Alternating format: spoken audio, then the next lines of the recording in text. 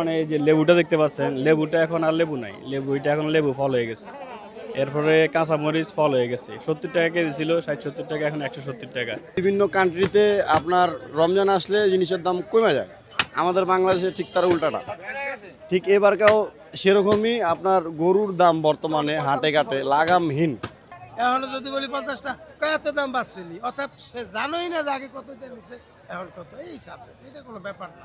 আগে তো কাজটা সেরে ফেলায়। না, অবশ্যই আমরা চাই বাজার সবসময় নিয়ন্ত্রণে থাকুক, বিশেষ করে রমজানে যাতে কোনোভাবেই ঊর্ধ্বগতি না হয় আর কি।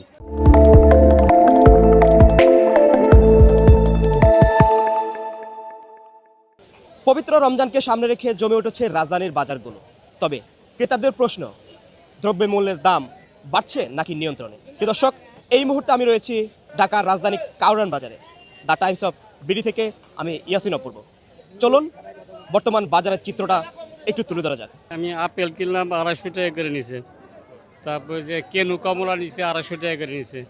আর তেমন কিছু বাইরে আমার কেনা হয় না আর কি। আমি বুঝতে পারতেছি না যে বেশি নিল বা কম নিল, এটা আমি বুঝতে পারিনি আর কি। সরকার এটা ব্যবস্থা নেওয়া উচিত যাতে সবাই এই রমজান রোজা রেখে একটু দ্রব্যমূল্য যাতে একটু কম থাকে। আমাদের দেশে অবশ্য সব জিনিসের দাম আগে বাড়ায় দেয়, বুঝছেন, আগে বাড়ায় দেয়, রোজার ভিতরে ওরা বেশি বাড়ায় না। কিন্তু আগে তো কাজটা সেরে ফেলায়। হ্যাঁ, এরকম আমি সব বছরই দেখতেছি। মানে অবশ্যই বেড়েছে, কিছুটা বেড়েছে আর কি, মানে আর যেটা আসলে একটু নিয়ন্ত্রণে থাকা উচিত ছিল। না, অবশ্যই আমরা চাই বাজার সবসময় নিয়ন্ত্রণে থাকুক, বিশেষ করে রমজানে যাতে কোনোভাবেই ঊর্ধ্বগতি না হয় আর কি। তবে মনে হয় কিছুটা কাজ করতেছে বলে মনে হচ্ছে, কারণ কিছু প্রশাসনও দেখেছি বিভিন্ন জায়গায় চেক করতেছে, হয়তো ওটা সামনে হয়তো কিছুটা নিয়ন্ত্রণে আসতে পারে। শুনেন, ক্রেতা অনুমতি, ক্রেতারা তো অনেকদিন পরে কিনে, তাদের কোনো থাকে না, বলে যে এটা বেশি, অথচ কম হইলেও কয় বেশি, বেশি হইলেও কয় বেশি। ক্রেতাদের ওই হিসাব করে লাভ নাই। বর্তমান বাজার স্থিতিশীল আছে, কিন্তু সামান্য একটু সামথিং, শুধু সোয়াবিন তেলটা আর এলাচির দামটা আর আপনার ওই ভুসির দামটা কেজি প্রতি 30 টাকা, ওইটা একটা সাবজেক্ট না।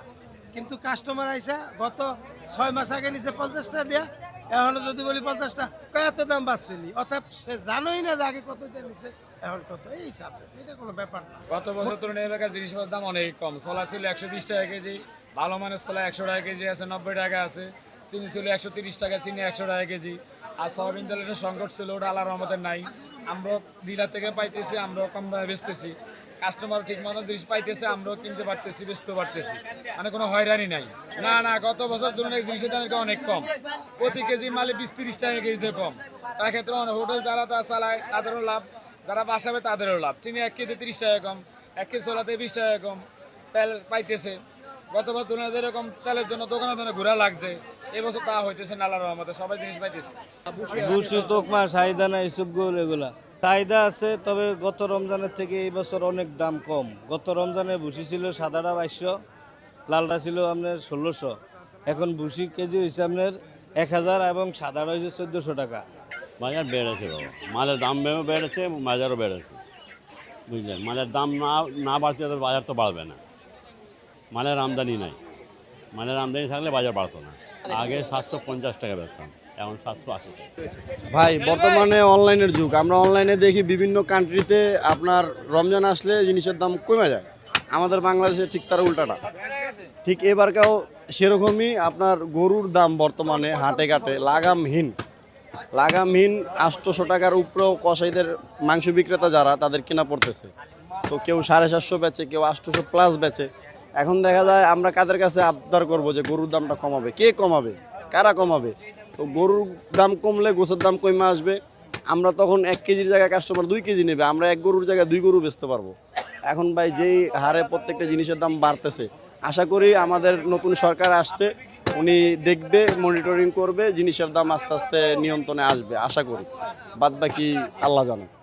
আর আমি তো একটা সদাই বেচি, আরও 10টা সদাই আমার কিনতে হয়, দেখা যায় আমিও দাম দিয়ে কিনতে হয় আমার।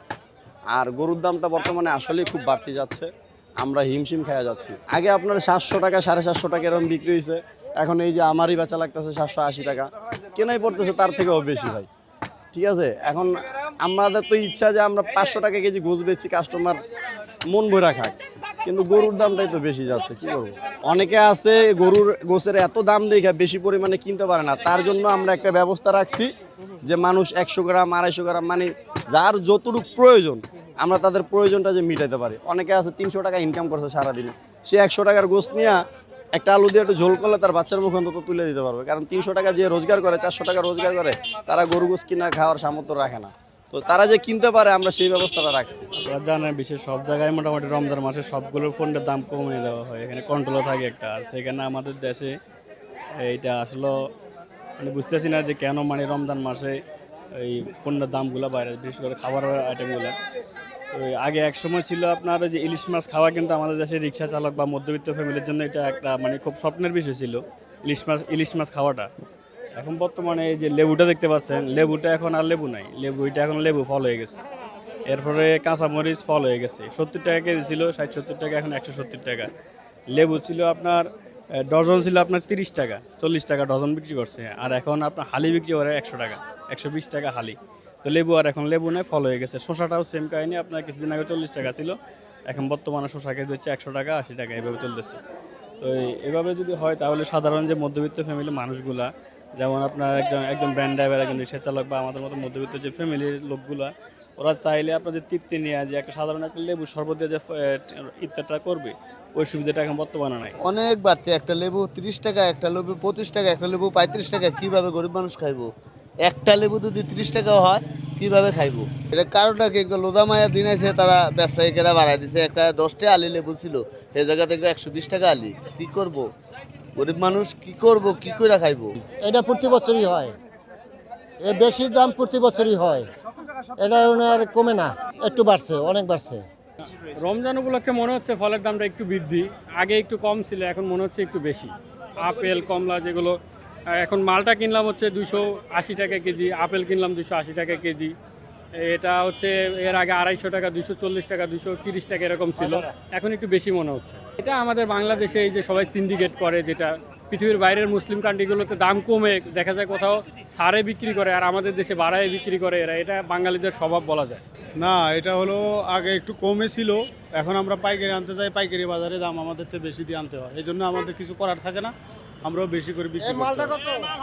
আমরা হলো সামান্য ভ্যানে বিক্রি করি সীমিত লাভে। হ্যাঁ, একটু বেড়েছে, কারণ সবসময় আমরা যেটা কিনি তার থেকে প্রত্যেক কেজিতে 200 টাকা, 300 টাকা, ইভেন 500 টাকাও দেখলাম যে বেশি নিচ্ছে। আসলে এগুলো সমাধান করা দরকার। রমজানে সবাই রোজা রাখবে, একটু ভালো মন্দ খাবে, এরকম দাম বেশি নেয় তো অনেকের জন্য কষ্ট হয়ে যায়। তা আমরা চাই যারা বাজার মনিটরিং করে তারা যেন একটু বিষয়টা মাথায় নেয় এবং সেই অনুযায়ী বিষয়টা নিয়ন্ত্রণ করে আর কি, এটাই আমার চাওয়া। না, খেজুরের দাম আগের থেকে বাড়তি বলতে খুব একটা না, সামান্য। হয়তো রমজান মাস উপলক্ষে 250 টাকা এদিক সেদিক হতে পারে। আমি 3-4 দিন আগেও নিয়েছিলাম 700, আজকে 750 করে নিলাম। খুব পার্থক্য দেখছি না, খুব পার্থক্য আমি এখন পর্যন্ত পাইনি। আমি 2 দিন আগেই বাজার করছি, এখনও পার্থক্য তেমন একটা পাইনি। হয়তো আগামীতেও হতে পারে, না হইলে তো আলহামদুলিল্লাহ সব কিছু ভালোই। প্রশাসন আগের বারের থেকে গত রমজানটা ভালোই গেছে আমাদের জন্য, মুসলিম কান্ট্রির জন্য খুব ভালো গেছে। এবারটা আশা করি নতুন সরকার ভালো যাবে ইনশাল্লাহ। প্রিয় দর্শক, আপনাদেরকে যুক্ত করার চেষ্টা করেছিলাম কারওয়ান বাজার থেকে রাজধানীর।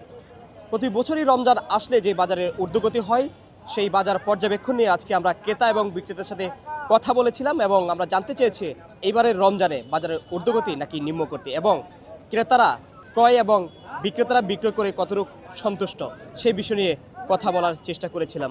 আমি ইয়াসির অপূর্ব, দ্য টাইমস অফ বিডি থেকে।